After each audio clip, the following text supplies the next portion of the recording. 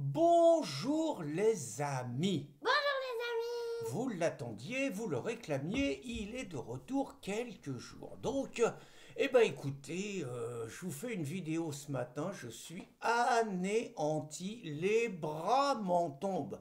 Moi, je vous jure, j'étais convaincu que les médias en France étaient occupés par des journalistes absolument objectifs, absolument neutres. Je ne croyais pas du tout ce que racontaient des Jean-Yves Le Gallou, des gens comme Frontière, des gens d'extrême droite, des gens comme Zemmour, des gens comme Marine, qui racontaient que tous les journalistes, il y avait 80 à 90% de journalistes de gauche, qu'ils étaient tous façonnés dans la même idéologie mondialiste, immigrationniste, bobo, bien pensante, qui disait qu'un journaliste de droite, il avait intérêt à faire gaffe à ne pas trop dévoiler ses idées, qui disait qu'un journaliste classé à l'extrême droite, style chez Marine et tout, il ne pouvait même pas rentrer dans une rédaction, bref, que les journaux étaient des outils de propagande au service de nouvel ordre dominant, je n'y croyais pas, vous voyez, et là, qu'est-ce que je découvre? Je découvre sur le mensuel L'Incorrect, qui est un machin qui est classé à l'extrême droite, évidemment, je découvre que dans un bistrot parisien, ils ont réussi à filmer à l'insu de leur plein gré Thomas Legrand et Patrick Cohen. Alors, Thomas Legrand, un mec qui est chroniqueur à France Inter, qui est journaliste à France Inter, et qui en même temps est journaliste à Libération. Moi, je croyais que les gens de gauche, ils luttaient contre le chômage, que les gens de gauche, ils étaient contre le cumul des mandats, mais aussi contre le cumul des emplois, et donc je croyais que c'était impossible d'être en même temps journaliste à France Inter et journaliste à Libération. Erreur, c'est possible. Et il y a Patrick Cohen, que tout le monde connaît pour ses nombreux allers-retours entre le service public européen et il revient toujours sur le service public où il incarne un petit peu ce que certains appellent une arrogance de la bobocratie de gauche parisienne, totalement méprisante avec tous ceux qui ne pensent pas comme lui. Donc, on les voit tous les deux avec deux socialos et ils se font choper par l'Incorrect en train de tenir des propos ahurissants, les bras m'en tombent. Donc, il commence par dire le Philippe Legrand, donc il explique que avec Patrick Cohen, il s'occupe de Rachida Dati, qui a le tort d'être d'abord ministre de la Culture, sans doute plus tellement pour longtemps, mais surtout d'être candidate fort bien placée à la mairie de Paris en 2026, et ça n'a pas l'air de leur plaire.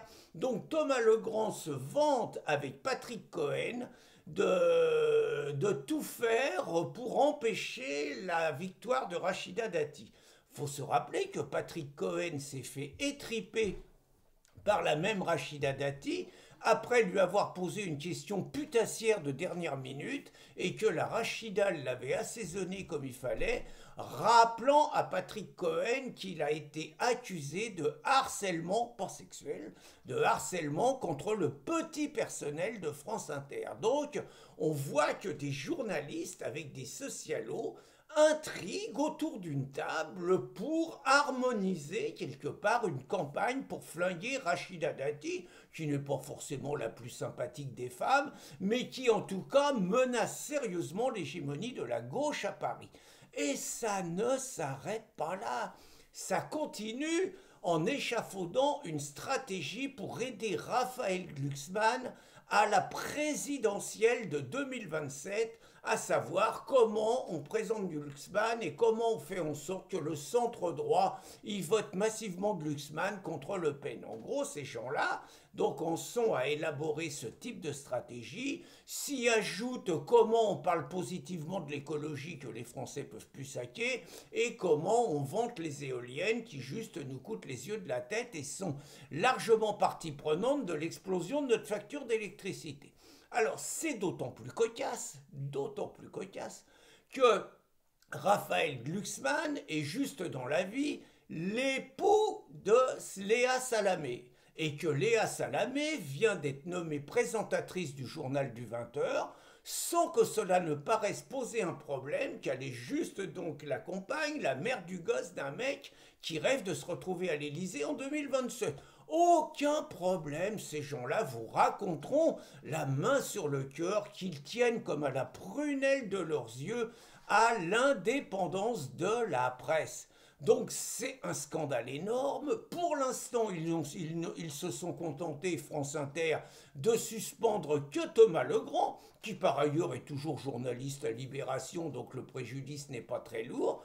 Pour l'instant, Patrick Cohen s'en sort indemne. On peut faire confiance à Rachida pour monter au créneau quand même, pour dire c'est quoi ce bordel, le service public, vous l'utilisez pour me flinguer, vous laissez ça, vous êtes complice. Je pense que Patrick Cohen, ça va quand même pas être tellement facile pour lui.